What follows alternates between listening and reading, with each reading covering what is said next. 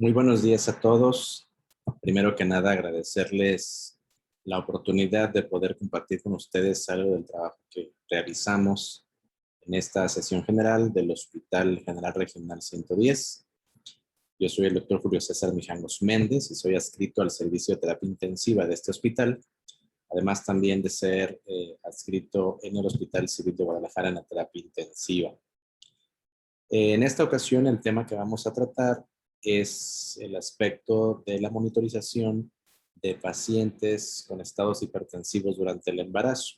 Y bueno, esto es un tema que me parece a mí siempre muy interesante, muy apasionante, porque finalmente en las áreas de cuidados críticos es común tener desafortunadamente pacientes con complicaciones del embarazo y algunas de ellas respecto a los estados hipertensivos. Me refiero sobre todo a lo que es la preeclampsia y estados de eclampsia. No tengo ningún conflicto de interés para esta charla. Sin embargo, bueno, además de pertenecer a estas dos grandes instituciones, también soy actualmente el presidente del Colegio Mexicano de Medicina Crítica y bueno, pues es parte del trabajo que hacemos todos los días, trabajar con pacientes eh, embarazadas críticas.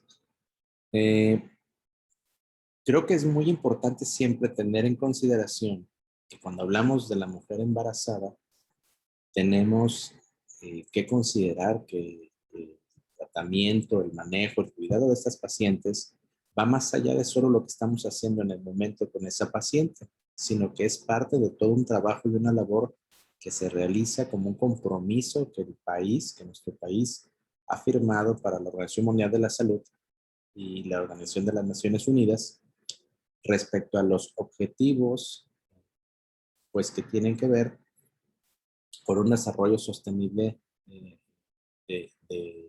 que tiene que ver con estos 17 objetivos que se han planteado para eliminar de alguna manera pues los problemas más importantes del mundo. Y en uno de estos, que es el compromiso número 5, que tiene que ver un poco con la parte de igualdad de género, queda incluido el hecho de la atención de la paciente, de la mujer, y en especial la paciente embarazada. Entonces, nosotros pues eh, estamos inmersos en el cuidado de estas pacientes, puesto que tiene que ver con uno de estos objetivos que el propio país ha afirmado y se ha comprometido a reducir como tal la mortalidad materna. Entonces, hay que recordar que por esta situación, pues uno de los indicadores del propio país es la vigilancia, el cuidado y el abatimiento de este problema en particular. Entonces, la reducción de la muerte materna es un compromiso de todos, ¿sí? Es un compromiso que el país hizo, es un compromiso que las instituciones del país, principalmente las entidades públicas como la cual, o a la cual pertenecemos, pues nos obligan a que estemos comprometidos con la atención primordial de estas pacientes y por eso es que existen eh, tantos sistemas que a veces podrían ser redundantes en la vigilancia de la atención de estas pacientes. Eh, Partiendo de aquí, les diré cómo es que se encuentra la mortalidad materna, por lo menos en la etapa más reciente. Y si bien este es un problema que comúnmente generaba como causas de mortalidad, hablando de la mortalidad materna, los estados hipertensivos del embarazo y las hemorragias, el año pasado, hasta cerca de la semana epidemiológica 53, que fue cuando yo hice esta última revisión, finales del año pasado, para ser exactos, la causa primaria de muerte materna en el país, reportada por los informes de la propia Secretaría de Salud, se convirtió, pues desafortunadamente, así como fue para muchas otras circunstancias, la primera causa fue las infecciones por SARS-CoV-2 o la enfermedad por COVID-19. ¿Sí? Cerca del 21% de la mortalidad que se pudo registrar en las pacientes embarazadas, pues fue por esta razón. En segundo lugar, pues siguió siendo el COVID, aunque especificado o sin virus identificado. Y ya en tercer lugar, aparece ahora las enfermedades hipertensivas del embarazo. Entonces, esto cambió también toda esta situación que vivimos el año pasado, pues impactó de tal manera que incluso en esta área en particular, pues también tuvimos un cambio, ¿no? Y se convirtió en la primera causa de mortalidad, por lo menos hasta esta última revisión, y habría que ver cómo finalizó completamente el año, pero esto nos da un panorama y una idea de cómo esto incluso se cambió respecto a lo que veníamos observando en los últimos años. Y en último lugar, dentro de esta categoría, dentro de esta numeralia que les presento, pues está la hemorragia obstétrica. Bueno, a mí me parece que siempre cuando hablamos de mortalidad materna, quizás a nosotros en los hospitales de segundo y tercer nivel, pues nos toca ver la punta del iceberg, ¿sí? Nos toca ver las pacientes más complejas, las más complicadas, obviamente las más graves, y las que llegaron a un punto en donde a lo mejor el sistema de salud, sobre todo lo que es el servicio primario de atención, quizás no logró detener, ¿sí?, una complicación, quizás no logró identificar una complicación potencial, o a pesar de todo eso, pues obviamente habrá pacientes que de todas maneras tengan complicaciones. Y eso es lo que vemos nosotros. Una paciente embarazada, complicada, que llega a la terapia intensiva, pues tuvo que haber pasado por las evaluaciones o la vigilancia de otros niveles de atención dentro del proceso de atención. Es cierto que la oportunidad de tratamiento, la oportunidad de vigilancia cada vez es menos complicada que lo que era en el pasado. Es decir, la mayor parte de las pacientes que tenemos aquí, pues si bien podrían ser pacientes que se encuentran en una condición de marginación, no necesariamente es así. De hecho, recuerden que nosotros pues atendemos pacientes que tienen derecho a bienestar. ¿Sí? En este hospital se atienden pacientes que corresponden al sistema del IMSS, aunque obviamente por ley podemos ver pacientes que aunque no tengan derecho a bienestar, las atendemos por la situación de la urgencia. Eh, para mí entonces es muy importante que sobre todo los estudiantes de medicina, o los médicos generales, o los médicos en formación de alguna residencia, pues tengan en cuenta que en más de una ocasión vamos a tener la posibilidad de atender pacientes embarazadas y potencialmente poder evitar que éstas se compliquen, ¿sí? Desde el primer nivel de atención, no se diga en el segundo nivel de atención donde nos encontramos nosotros, y por supuesto en el tercer nivel de atención. Y esto es un problema que nos atañe a todos, ¿sí? No importando la especialidad que nosotros tengamos, que obviamente habrá algunas más directamente involucradas, como por supuesto es las áreas de obstetricia, nosotros en terapia intensiva, las personas de urgencias, las personas de medicina interna, las áreas quirúrgicas, pues siempre tendremos que tener en cuenta la prioridad para la atención de estas pacientes. Si comentamos hace un momento, pues que la atención de pacientes con COVID desplazó en todos sentidos la atención de otras enfermedades, dejamos de ver, por obvias razones, pacientes con otras patologías, los problemas quirúrgicos, los problemas oncológicos, la diabetes, la hipertensión, todo eso se desplazó por la atención de pacientes COVID o por la demanda que tuvimos de pacientes COVID. Sin embargo, les podría decir que dentro de nuestra estadística y parte de los números que revisé para compartir con ustedes, les podría dar, por ejemplo, de los primeros 100 ingresos que tuvimos nosotros dentro de la terapia intensiva de este hospital con pacientes por COVID. Nosotros tuvimos un promedio de edad aproximadamente de 50 años de edad, o 60 años más o menos. Estos son los rangos de edades y las frecuencias que les puedo compartir. Poco más frecuente el sexo masculino que femenino, hasta los primeros 100 ingresos que tuvimos en unidad de cuidados intensivos. De estos 100 pacientes que tuvimos hasta el corte que realicé, y que obviamente no son la totalidad de los pacientes, pero les puedo compartir que el 4%, 4 pacientes, fueron pacientes obstétricas, ¿sí? De estas pacientes obstétricas, una de ellas corresponde a hemorragia, pero todas ellas con diagnóstico de COVID. Por supuesto, 3 pacientes de ellas con un daño pulmonar muy severo, e incluso 2 de ellas fallecieron por complicaciones propias de la lesión pulmonar aguda y la falla orgánica múltiple que esta enfermedad les originó. En el contexto mundial, nosotros debemos entender en qué lugar se encuentra nuestro país. Ya decíamos que la mortalidad materna es una de las prioridades de atención y basado en estos eh, compromisos que el país tiene, pues debemos también nosotros saber un poco acerca de en qué nivel nos encontramos. Nuestro país, por un lado, no se encuentra en los niveles más digamos, escandalosos de muerte materna. Por supuesto que no es así. Ustedes verán en la gráfica con la codificación de colores que corresponde.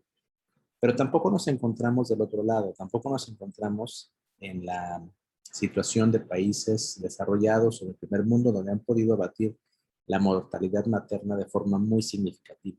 Vamos en el camino y obviamente hay cosas que han ido mejorando en el tiempo. Sin embargo, no debemos nosotros de bajarlo guardia y debemos mantenernos alertas, insisto, para tratar de contener en lo posible que estos números se incrementen. Los números que vivimos el año pasado, no sé qué van a decir al final, yo no los he revisado en su totalidad como país, pero seguramente también tendremos alguna modificación respecto a lo que vivimos. Pero eso no es nuestra normalidad. Nuestra normalidad va a reaparecer nuevamente durante lo largo de este año y seguramente en los años que vienen, y entonces tendremos también que darle lugar a lo que nos sucedió por motivo de la pandemia y que haya influido también en la mortalidad materna. Eso es una cosa que, bueno, ya los estudios, lo que se publique en el futuro, pues nos hará entender un poquito en qué lugar quedamos respecto a estas entidades que afectan a las mujeres embarazadas y el efecto de la pandemia. Bueno, ¿por qué es importante? ¿Por qué es importante que nosotros cuidemos y vigilemos los aspectos neurológicos de una paciente con preeclampsia o eclampsia? Bueno, habrá que entender primero la parte de fisiología del propio embarazo. Recuerden que el estado de embarazo, nosotros podríamos definirlo como un estado donde se adquiere, hablando hemodinámicamente, un alto volumen, pero de líquidos. Sin embargo, las resistencias periféricas se encuentran disminuidas. Y estas resistencias periféricas se disminuyen y se adaptan para poder tolerar este exceso de líquido o este exceso de volumen plasmático que mi paciente desarrolla a lo largo del embarazo. El volumen plasmático puede incrementar hasta cerca del 40 o 50% de su valor normal.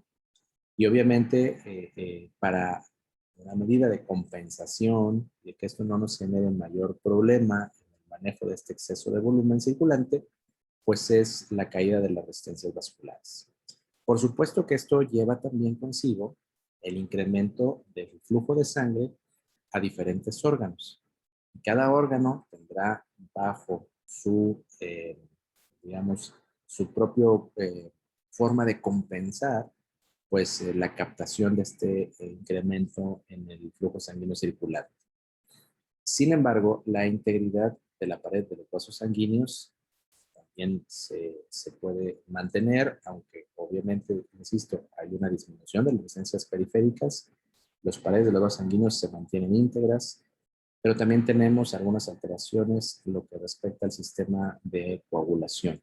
¿Por qué? Porque al haber mayor cantidad de líquidos, la éstasis es mayor y eventualmente si esto no ocurriera de forma fisiológica, incrementaría más el riesgo de padecer problemas de trombosis, que aún a pesar de ello, es uno de los problemas en los que hay que pensar siempre en los pacientes con embarazo, donde sabemos se incrementa también la posibilidad de desarrollar trombos.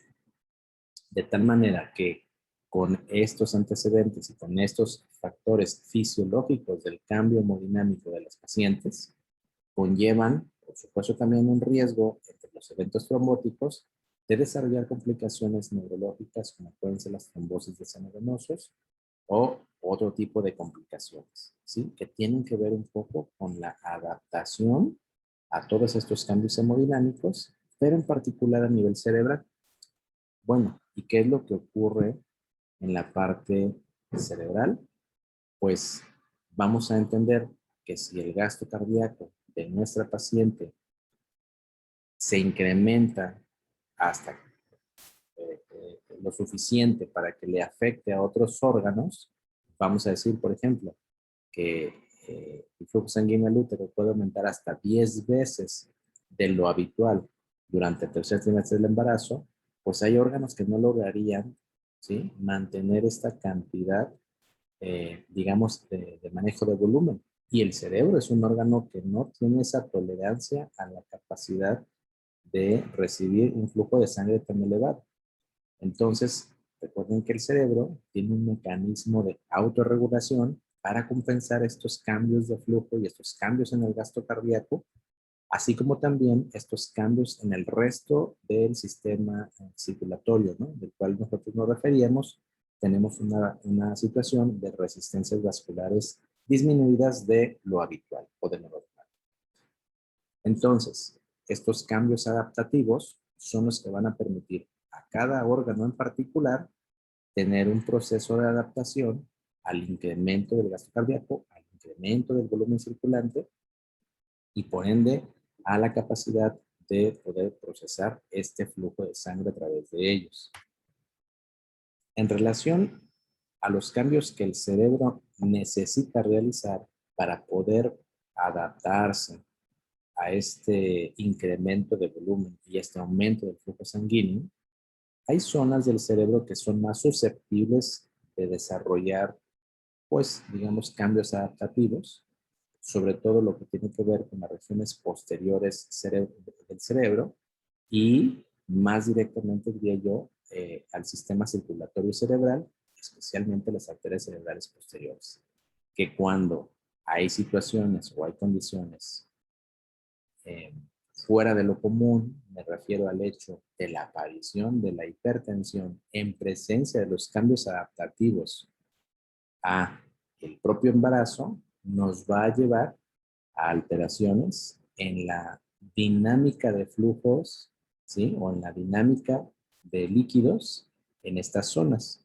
Cambios en la autorregulación cerebral, cambios en la circulación cerebral debido a la liberación de mayor óxido nítrico, por ejemplo, y obviamente estos cambios conllevan también la propia inflamación de estas zonas cerebrales, con la liberación, pues, de marcadores de inflamación, como pueden ser los interferones, factor de necrosis tumoral o citocinas. Entonces, estos cambios que nosotros vamos a realizar o que la mujer embarazada, sus capilares cerebrales realizan, o sea, circulación cerebral realiza, sobre todo en estas zonas que les comento, bueno, tienen que ver con que las arterias cerebrales se dilatan. Ustedes van a ver cómo en esta imagen, por ejemplo, respecto a la que está marcada con la letra A, respecto a la que está marcada con la letra C, vean cómo estos cambios adaptativos, digamos, muy visualmente, ¿no?, vemos cómo hay diferencias. Esta arteria tiende a ensancharse, tiende a crecer para tener la capacidad de aceptar una mayor cantidad de sangre, mayor cantidad de volumen. El radio de la arteria incrementa. Entonces, existe este mecanismo de compensación, de tal manera que el flujo de sangre a nivel cerebral también se ve aumentado. Y esto es solo el cambio y la adaptación normal, ¿sí? Aquí no hablamos de alguna alteración, sino más que de los cambios normales. Entonces, el incremento del diámetro de extensas de las paredes, pues obviamente genera, pues diríamos lo que ya dijimos al principio, que es la disminución de la resistencia vascular a la aceptación del flujo. Obviamente se incrementa también la presión hidrostática que se genera dentro del vaso por efecto de este aumento del flujo de sangre.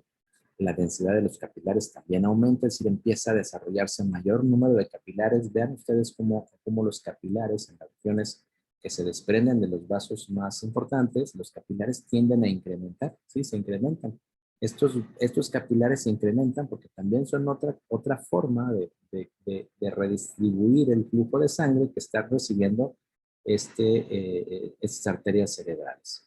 De tal manera que nuestro paciente, cuando lo someto a un incremento en la presión arterial, donde eso ya no es normal, eso ya no es un cambio adaptativo, este paciente que tiene ya de por sí dilatados los vasos, que tiene muchos capilares, pues la presión hidrostática que genera la hipertensión va a tender a facilitar la salida de sodio y agua a el espacio intersticial. Y en este caso, hablando a nivel cerebral, pues obviamente al espacio, ¿sí? Cerebral, generando edema cerebral. Sobre todo, decíamos, en zonas como pueden ser las que corresponden a las arterias cerebrales posteriores, ¿sí? Por alguna razón, estas arterias son las que generalmente vemos con una mayor alteración en esta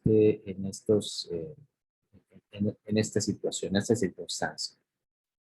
Y eso lo hemos demostrado, lo hemos visto con estudios de imagen, ¿sí? Vamos a ver en algún momento más adelante algunas imágenes que les voy a compartir de pacientes en los cuales se ha hecho evidente o se ha hecho patente cómo es que nosotros encontramos alteraciones por causa de edema cerebral debido a los cambios adaptativos del embarazo sumados a la presencia de hipertensión. Entonces, mientras la paciente no tenga hipertensión, solamente son cambios adaptativos que nos ayudan a manejar este exceso del flujo sanguíneo circulante, incluido el cerebro, pero que mantienen un buen estado de perfusión cerebral sin generar edema.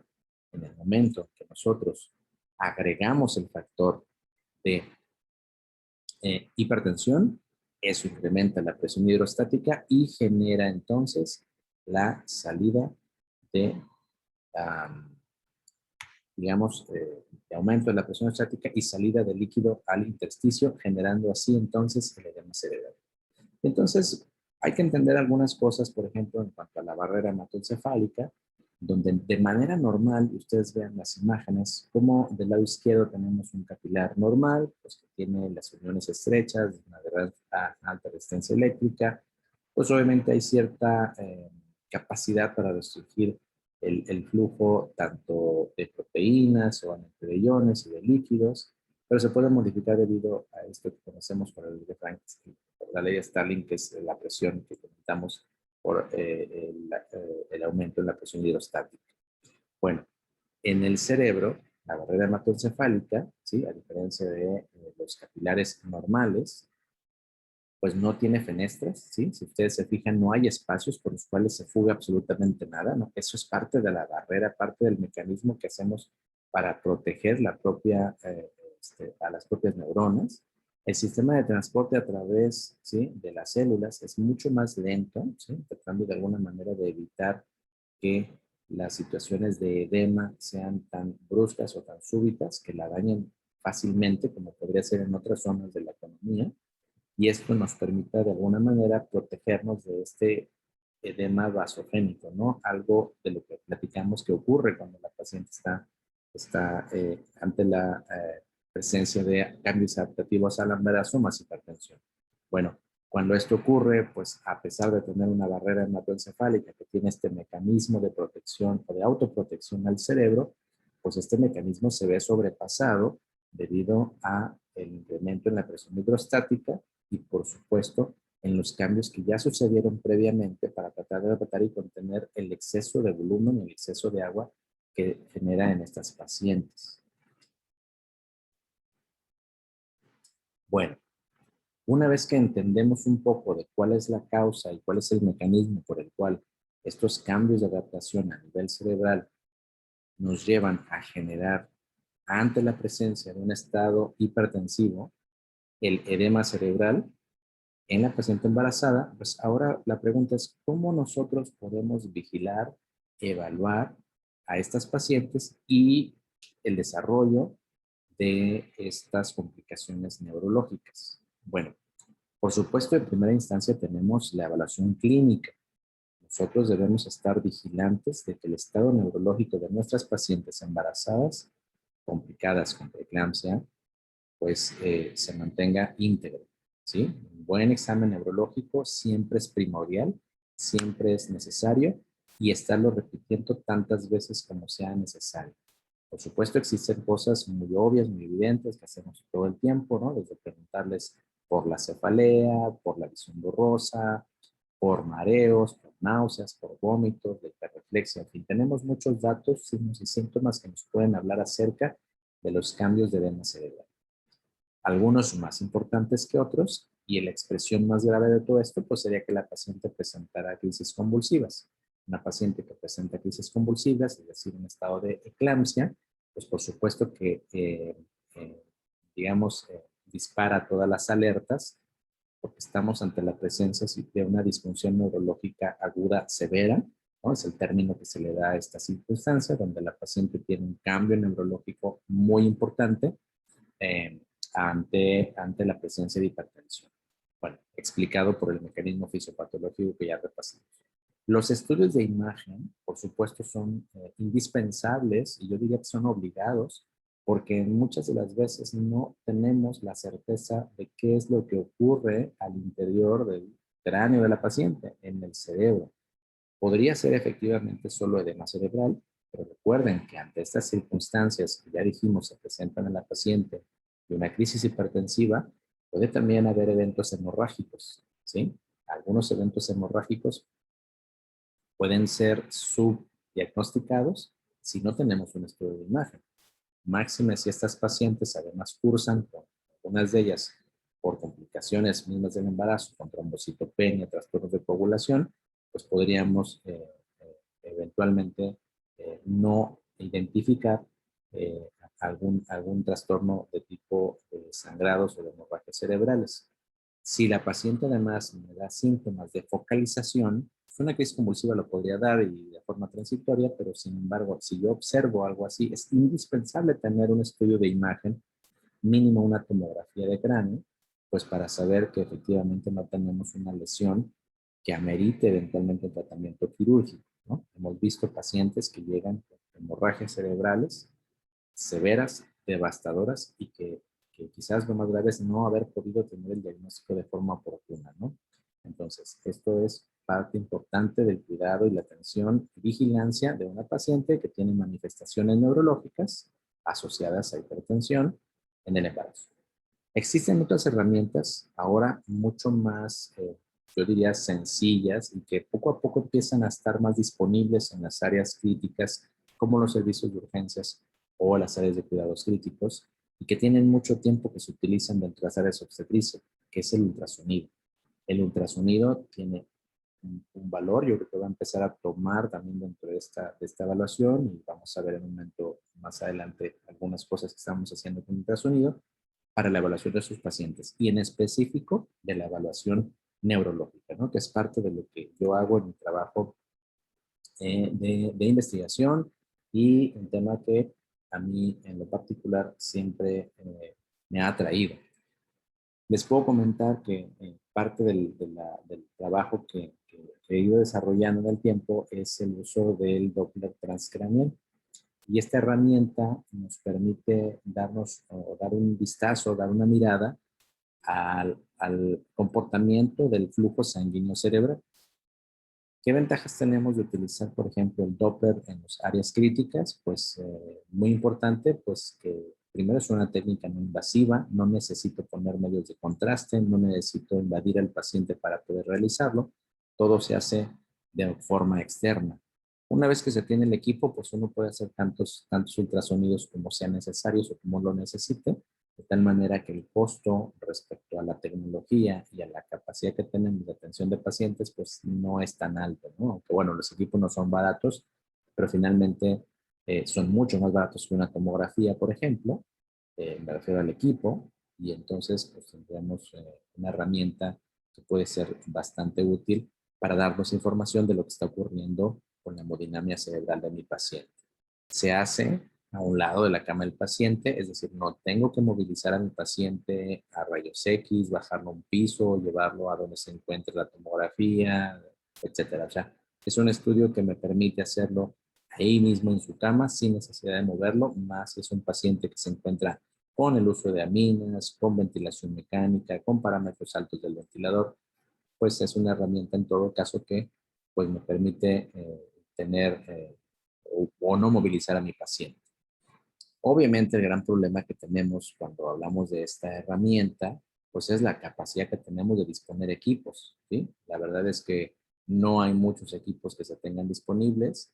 Se pueden utilizar equipos duplex color, como los que ven en la imagen ahí en la fotografía, que son equipos que podrían ser considerados como los ecocardiogramas con transductores sectoriales. Uno puede hacer un Doppler transcráneo o incluso eventualmente con los mismos ultrasonidos que a veces se tienen en las áreas de ginecobstetricia también podrían sernos útiles para echar un vistazo ahí si tenemos el transductor adecuado entre los 2 y los 5 MHz. Podríamos verlo, aunque no tuviera el software especial para transcráneo, ¿no? Y me refiero a esto a los Doppler duplex.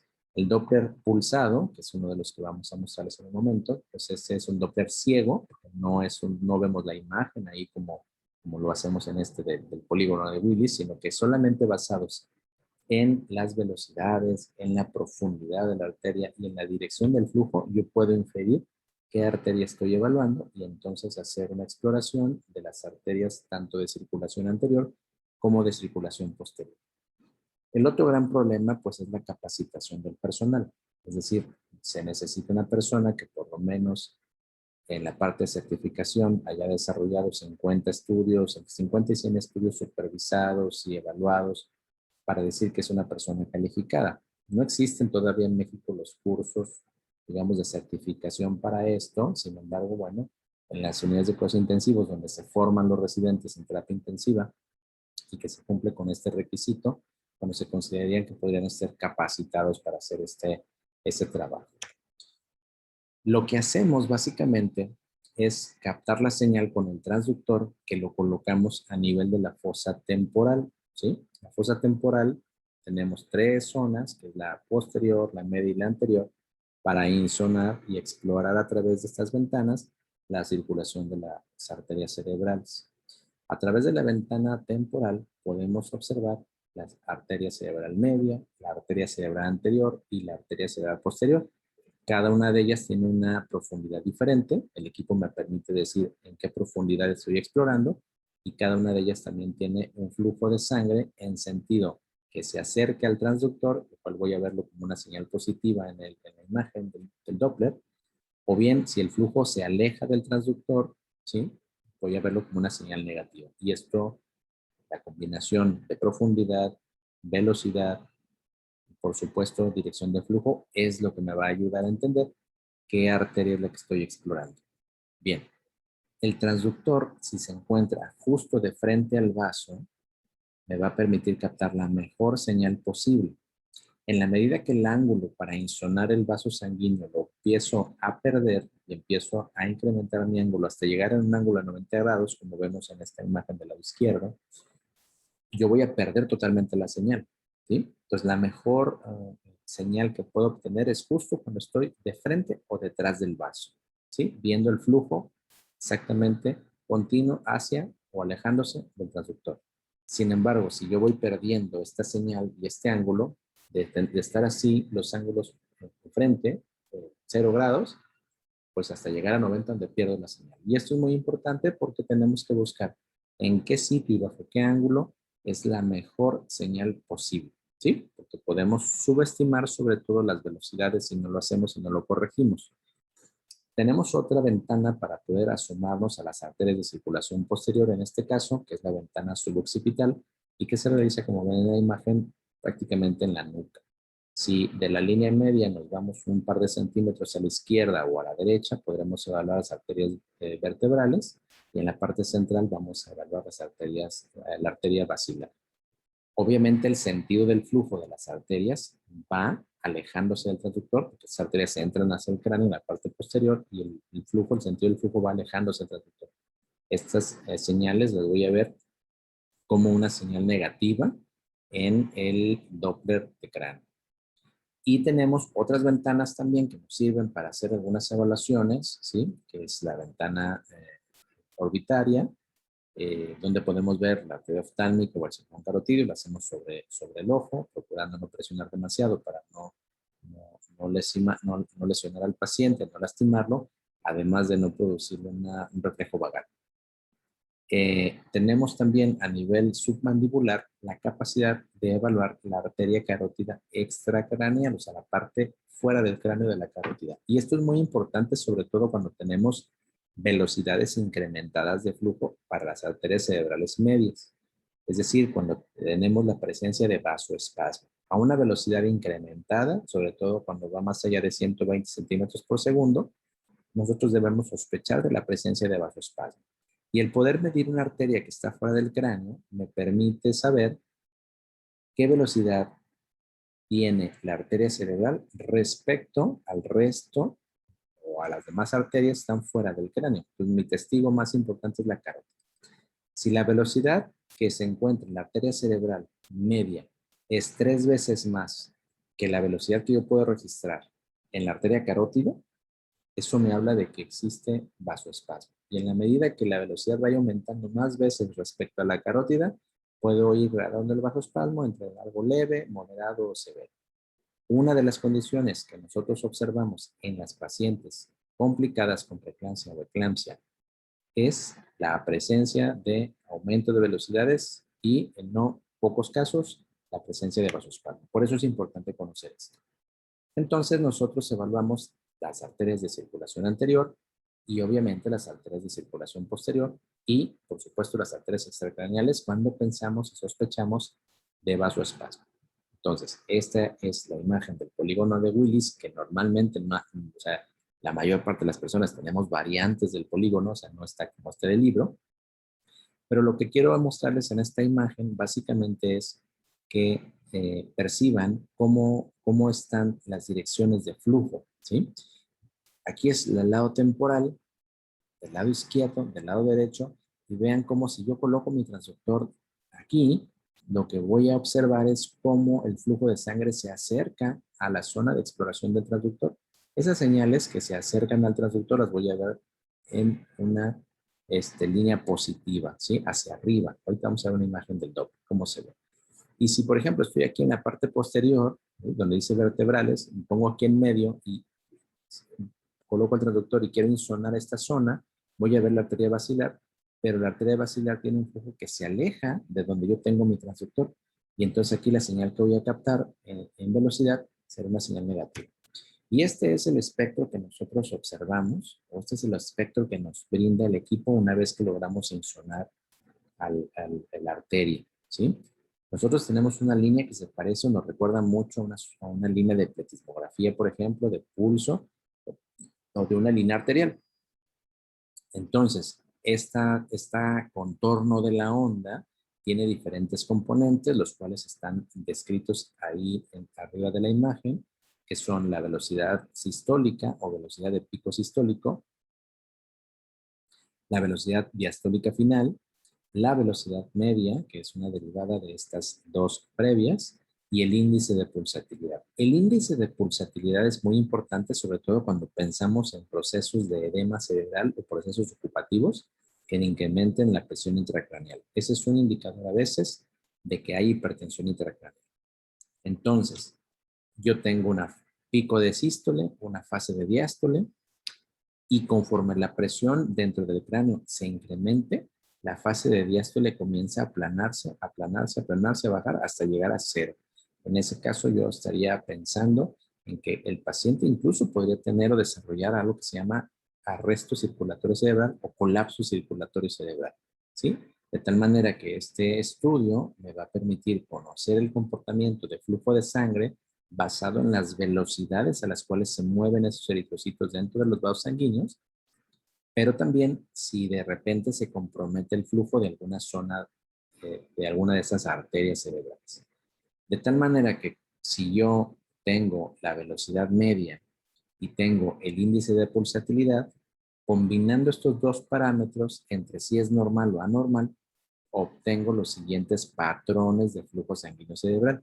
Esos patrones de flujo sanguíneo cerebral pueden ser normales, pueden ser un patrón de aumento del flujo, ¿sí?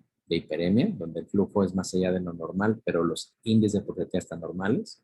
Puede ser un patrón de vasospasmo si es que la velocidad es demasiado alta, les decía yo, sobre todo arriba de 120 centímetros por segundo, o bien si, además de estar elevada, yo mido la arteria carótida externa y veo que mi relación entre las veces que se eleva la velocidad de la cerebral media respecto a esta es más de 3, 4, 5 veces, puedo clasificar el espasmo en la severidad. Tenemos un patrón de hipertensión intracraneal cuando la velocidad media pueda mantenerse incluso normal, pero el índice de pulsatilidad se aumente, ¿no? Se aumente a 1.9, a 2, en vez de ser de 1 como máximo, como sería su valor normal. Y si de plano la velocidad media, además del índice de pulsatilidad esté alto, la velocidad media se ve disminuida del valor normal, entonces estoy en la presencia de un estado de hipoperfusión. Y el riesgo más importante de un estado como este es que mi paciente no vaya a evolucionar o a más hipertensión intracraneal que eventualmente nos genere un patrón de arresto cerebral, que quizás sea la parte que nosotros no nos gustaría ver, porque en esa situación y la clínica del paciente son las circunstancias por las cuales yo puedo hacer la determinación de muerte cerebral basado en un estudio de Doppler y clínica. Entonces, eso no quisiéramos verlo, ¿no? Ninguna de nuestras pacientes que evaluamos. Sin embargo, bueno, son parte de las cosas que debemos conocer que el Doppler nos permite. Miren, existen algunos estudios y reportes acerca de los cambios que vemos en el Doppler transcráneo en pacientes con preeclampsia y eclampsia. En este estudio que realizan el Dr. Williams, tenemos a 66 pacientes estudiadas, obviamente con estas condiciones asociadas de hipertensión al embarazo, y en todas ellas se encontraron que las pacientes presentan una velocidad media elevada de la arteria cerebral media, ¿no? Eso es lo que ellos ven. En este otro estudio que realiza el doctor Zunker, vemos cómo se encuentran registradas las velocidades de flujo para las pacientes con preeclampsia y eclampsia y algunas con síndrome de HELP, y obviamente pacientes sanas. Y obviamente percibimos cómo aquellas pacientes que tienen preeclampsia, ¿sí? Pueden llegar a tener velocidades hasta de cerca de 160, 180 centímetros por segundo, ¿no? Ya decíamos que lo normal es que estén menos de 85 quizás. Entonces, esos pueden llegar a rangos de vasoespasmo. Sobre todo si consideramos el día cero, ¿sí? Vean bien cómo también la paciente o las pacientes estudiadas, realmente el incremento en la presión arterial comienza a partir del alumbramiento o del parto, ¿no? Entonces, ojo con esto, porque quiere decir que los cambios hemodinámicos cerebrales aún, recuerden, pueden aparecer, ¿sí? Por lo menos hablando de la hemodinamia cerebral con Doppler, pueden aparecer justo días después de que la paciente ya tuvo a su bebé. Este es un estudio que hicimos nosotros y que presentamos hace algunos años en algunos de los congresos de la Sociedad de Terapia Intensiva, donde evaluamos a 9 pacientes con los diagnósticos de eclampsia y vean cómo nuestros resultados fueron parecidos a los que vimos en el estudio previo, donde tuvimos pacientes que llegaban a los 72 horas más o menos, considerando el ingreso a la terapia intensiva, todas ellas posquirúrgicas de cesárea o después del parto. Estas son pacientes que desarrollaron alteraciones que vimos tanto en resonancias magnéticas afectando sobre todo los lóbulos temporales y occipitales, y velocidades de flujo para las arterias cerebrales medias que llegaron en algunas de ellas hasta de 170 centímetros por segundo, ¿no? Muy parecido al estudio que habían reportado previamente. Luego después hicimos una evaluación de algunas pacientes que llegaron a presentar ceguera, ¿sí? El síntoma de la paciente era que perdía la vista. Entonces, tuvimos la oportunidad de ver en ese periodo algunas pacientes, pero 3 pacientes que vimos con este mismo síntoma, y entonces las clasificamos como un vasospasmo cerebral o más bien ceguera cortical por vasospasmo asociada a la preeclampsia y eclampsia, y publicamos este trabajo. Y les muestro, por ejemplo, como algunos de los casos que tenemos ahí publicados, una mujer de 29 años, ¿sí? Cuyos síntomas se manifiestan en su cuarto embarazo, 20 semanas de gestación, la paciente con cefalea, fosfeno, llega hipertensa, obviamente pues al momento de que llega y con esas cifras de presión arterial, pues aunque tenía pocas semanas de gestación se decide interrumpir el embarazo, pero 15 horas después de la cesárea la paciente llega con prácticamente pérdida de la visión y es cuando entonces la envían a la terapia intensiva. Obviamente la paciente se recuperó totalmente la visión. Todas estas pacientes fueron evaluadas por oftalmología para descartar desprendimiento de retina o sangrados, hemorragias de otra naturaleza debido a la hipertensión. Y bueno, esta paciente egresó al 10º día.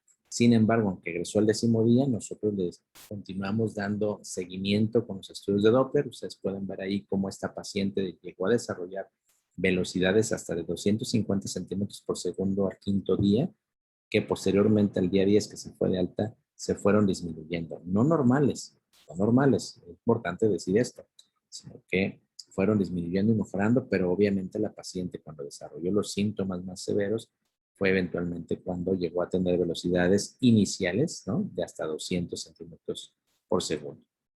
Y los índices de pulsatilidad realmente se mantuvieron estables, nunca subieron a más de 1, como es lo esperado. A este paciente la seguimos cerca de más de 20 días. El segundo caso que les puedo mostrar aquí de esta serie de pacientes, una mujer de 18 años, primigesta, que viene de otro hospital, donde enviaron al hospital derivada de otro sitio por haber presentado crisis convulsivas 4 horas previas. La paciente llega con un diagnóstico de eclampsia, con estas cifras de presión arterial. Se le hace inicialmente una tomografía de cráneo, la cual se reporta como normal. Se realiza interrupción del embarazo, obviamente, pero al tercer día después de que la paciente fue llevada a la cesárea, la paciente presenta también pérdida súbita de la vista. Vean, le hicimos una resonancia, vean los cambios cómo se encuentran, sobre todo en la parte de las regiones posteriores. Y cuando vemos el seguimiento con Doppler de esta paciente, observamos exactamente la misma circunstancia que en los casos previos. Elevaciones de las velocidades de flujo que llegaron hasta ser de más de 200 centímetros por segundo, no para las dos arterias cerebrales, sino que más en este caso para la arteria cerebral media derecha que para la izquierda. Sin embargo, pues un patrón más o menos que sigue el mismo ritmo, hay una elevación y luego comienza a haber disminución de las velocidades. Los índices de pulsatilidad para este caso en particular sí lograron incrementar hasta 1.6, pero luego cayeron nuevamente. Es una sola medición del tercer día que ni siquiera corresponde con las velocidades más altas, ¿no? Entonces probablemente pueden ser un ajuste en cuanto a la medición del parámetro. La paciente se recupera totalmente y cerca del 9º día es dada de alta ya sin síntomas. Otro de los estudios que nosotros podemos realizar, además de los estudios de imagen, esencialmente el de resonancia magnética sería el estudio ideal para realizar a estas pacientes, porque nosotros hemos demostrado que las pacientes con preeclampsia, ¿sí?, aunque no tengan síntomas visuales o síntomas neurológicos evidentes, si uno le hiciera resonancia magnética a todas estas pacientes, seguramente encontraríamos en más del 90% cambios que corresponden a estas zonas del cerebro que tienen que ver con toda esta fisiopatología que hablamos al principio, ¿no? Entonces es importante que tuviéramos la oportunidad de poder realizar estudios de imagen a las pacientes para poder clasificarlas. El otro estudio complementario también podría ser el desarrollo o el uso de la electroencefalografía, ya sea de forma continua o de forma intermitente, para la vigilancia y el cuidado de estas pacientes. Nosotros hemos estado realizando en los últimos 2 años una evaluación o monitoreo, pues donde ya sumamos no solo el Doppler transcráneo, sumamos ahora la electroencefalografía y además también sumamos los estudios de imagen que son las resonancias y los resultados preliminares que tenemos, porque este trabajo ya está en proceso de publicación, les podría compartir que se recabaron más o menos el estudio de 134 pacientes obstétricas de 1,085 ingresos en este periodo de tiempo, la terapia intensiva del Hospital Civil, de los cuales de las pacientes captadas como embarazadas, el 62% correspondían obviamente a estados hipertensivos del embarazo, el 21% a problemas por hemorragias y 17% a otro tipo de problemas asociados también o no necesariamente al embarazo, pero eran en pacientes embarazadas, ¿no? Hablamos de pancreatitis, hablamos de cualquier otra causa. Pero esencialmente, como ven, también esto va ligado un poco a las causas que, como vimos, de mortalidad están descritas, ¿sí? Entonces, un buen parámetro, pues, ver la epidemiología del tipo de pacientes que recibimos y la clasificación de los problemas de los pacientes obstétricas graves. De estas pacientes logramos obtener información, ¿sí?, en aspecto prospectivo de 24 pacientes cuyos diagnósticos eran los estados hipertensivos de preeclampsia y eclampsia.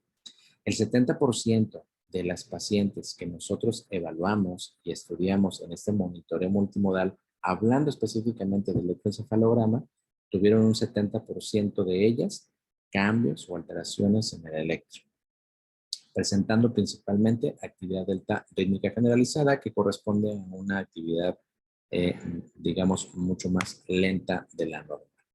Y entonces establecimos de tal manera que aquella paciente que tenía una alteración tanto en la resonancia, tanto en el electroencefalograma y obviamente que también tuviese cambios en las velocidades de flujo sanguíneo cerebral por Doppler, pues nosotros tratamos de integrar un término, ¿no?, que está descrito como disfunción aguda neurológica. Entonces, evaluamos que este trastorno está presente en cerca del 92% de las pacientes que nosotros evaluamos. Habiendo un incremento en las velocidades medias, ya dijimos, del Doppler, 70% de ellas ya dijimos con alteraciones en el electroencefalograma, y cuando resumamos los cambios en la resonancia magnética, más del 80% de las pacientes tenían alteraciones tipo PRES o con edema de estas zonas cerebrales. Principalmente en este grupo de pacientes fue tanto lóbulos parietales como la parte del lóbulo occipital. De tal manera que esto lo único que hace evidencia es de que entre más herramientas tengamos para poder evaluar a estas pacientes, quizá mejor capacidad tengamos también de brindarles una atención adecuada, ¿vale? Aquí no estamos hablando, estos estudios solamente son observacionales respecto a las características propias de la paciente.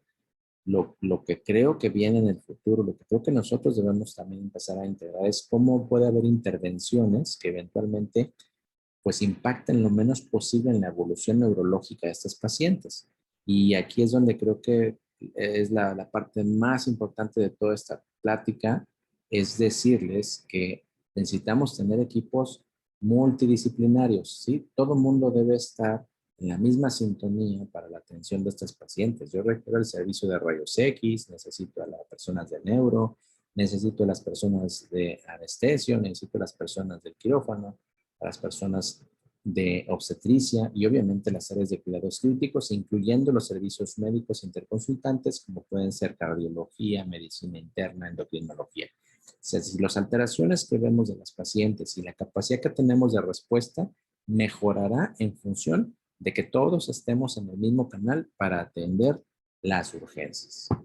Bien, de tal manera que con el tema que revisamos, los cambios que vimos, la propuesta que hacemos de la evaluación neurológica a estos pacientes, yo les podría decir que la preeclampsia y la eclampsia continúa siendo, desafortunadamente, pues una de las principales causas de mortalidad en el embarazo, excepto el año pasado que cambió un poco porque el COVID nos ganó. La prevención primaria y secundaria de los estados hipertensivos del embarazo es crucial para poder evitar los desenlaces fatales en el embarazo, ¿no? Tanto de la madre como del producto.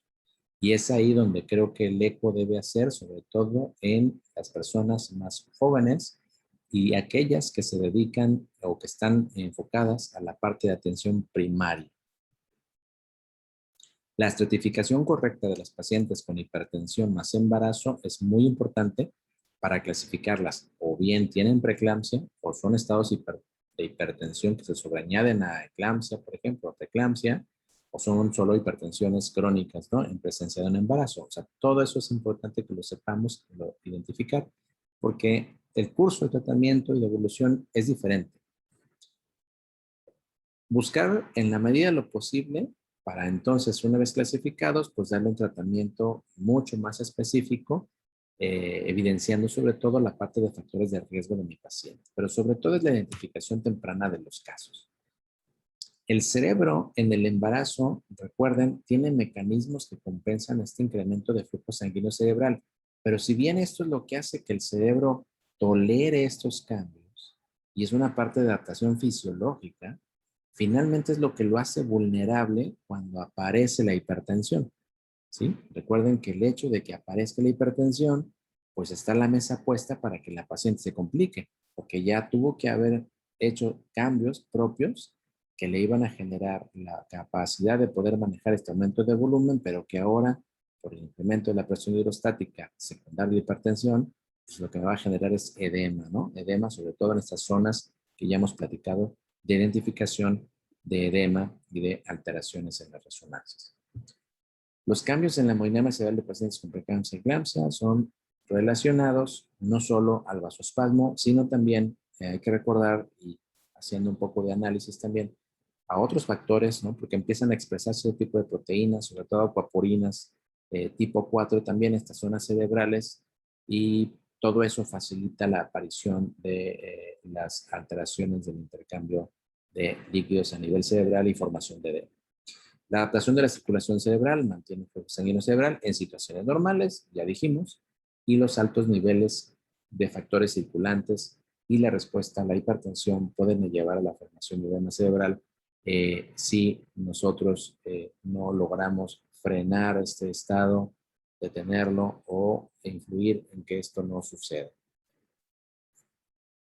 Bien, pues ese es el mensaje, esa es la propuesta. Yo les agradezco mucho la atención que tuvieron para esta charla. Les dejo por ahí mi correo electrónico y me hubiese gustado estar presente. Me disculpo por no haber podido hacerlo debido a que tenemos otro compromiso que coincidió, pero quedo a sus órdenes. Estoy en la terapia intensiva, en el turno nocturno y está mi correo para cualquier pregunta. Les agradezco a todos y que tengan un muy buen día.